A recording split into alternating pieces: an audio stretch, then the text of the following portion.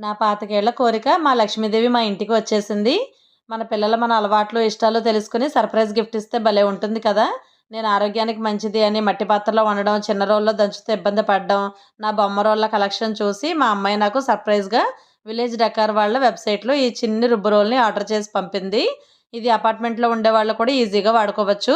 చాలా స్ట్రాంగ్ ప్యాకింగ్‌తో ఈ రాతి రుబ్బు రోల్‌ని పంపించారు. రోలు వాడే ముందు శుభ్రంగా కడగాలి. నా చిన్నప్పుడు అమ్మమ్మ రోజు రోలుకి పసుపు కుంకుమలు పెట్టి లక్ష్మీ స్వరూపంలా పూజించేవారు. కొత్త రోలు కదా, నేను అలాగే చేశాను. ఈ రోలుని డైరెక్ట్‌గా వాడకూడదు. రాతితో చేసింది కదా, మట్టి ఉంటుంది. అందుకని ముందు రోజు నానబెట్టిన బియ్యాన్ని వేసి 1, 2 సార్లు బాగా రుబ్బి ఆ పిండిని పారేయాలి. తర్వాత కడిగేసుకుని వాడేసుకోవచ్చు. రోట్లు రుబ్బిన రోటి పచ్చళ్ళు చాలా రుచిగా ఉంటాయి కదా! అందుకే నేను కొత్తిమీర, టమోటా, నువ్వుల పచ్చడి చేస్తున్నాను.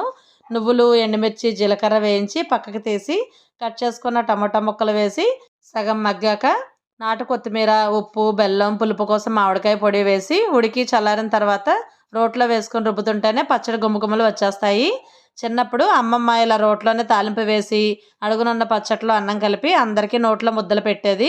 రుచి అద్భుతంగా ఉంది. ఎంతో మంచి రుచి, ఆరోగ్యాన్ని ఇచ్చి ఈ చిన్ని రుబ్బురోలు కావాలి అంటే స్క్రీన్ పైన ఇచ్చిన villagedecor.in వెబ్సైట్లో ఆర్డర్ చేసుకోవచ్చు.